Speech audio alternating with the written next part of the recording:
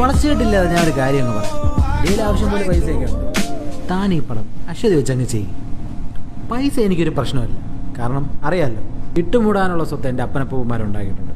ഞാനും കുറേ സമ്പാദിച്ചിട്ടുണ്ട്. തനിക്കിഷ്ടമുള്ള പൈസ മുടക്കാൻ റെഡിയാണ്, ഒരു പ്രശ്നമല്ല. പക്ഷേ നായിക അശ്വതി തന്നെ ആയിരിക്കണം. എങ്കിലേ ഞാൻ മുടക്കുള്ളൂ. നിങ്ങൾ എന്താ ഉദ്ദേശിക്കുന്നത്? ഇതിൽ കൂടുതൽ ഞാൻ എന്താ ഉദ്ദേശിക്കേണ്ടത്? അശ്വതി നായിട്ട് പടം എടുക്ക്. അതാകുമ്പം തനിക്കും സന്തോഷം, എനിക്കും സന്തോഷം. വേറെ കുഴപ്പമൊന്നുമില്ല, കാര്യങ്ങളൊക്കെ നടക്കും. വാട്സാപ്പിൽ ഞാൻ അശ്വതിയുടെ ഫോട്ടോസൊക്കെ കണ്ടിട്ടുണ്ട്.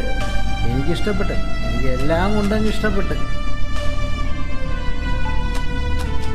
അവിടെ അടുത്ത് എന്നെ വന്നൊന്ന് കാണാൻ പറഞ്ഞാൽ ബാക്കി കാര്യങ്ങൾ ഞാൻ പറഞ്ഞ് സെറ്റായിക്കോളാം. എനിക്ക് ഇങ്ങനെ ഒരു പടം ചെയ്യണം. പറഞ്ഞുണ്ട്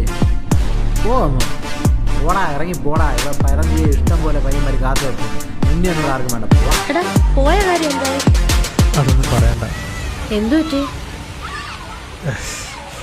നീ വേറെ വല്ലതും പറയും. നീ കാര്യം പറ, എന്തു പറ്റി?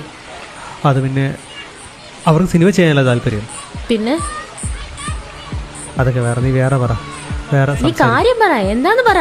അവന് നിന്നെ വേണമെന്ന് പറഞ്ഞു. എന്നെയോ?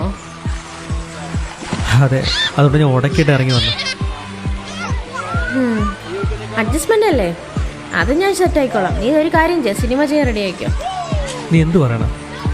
നീ സിനിമ ചെയ്യാൻ റെഡി ആയിക്കോ, നമുക്ക് നോക്കാം.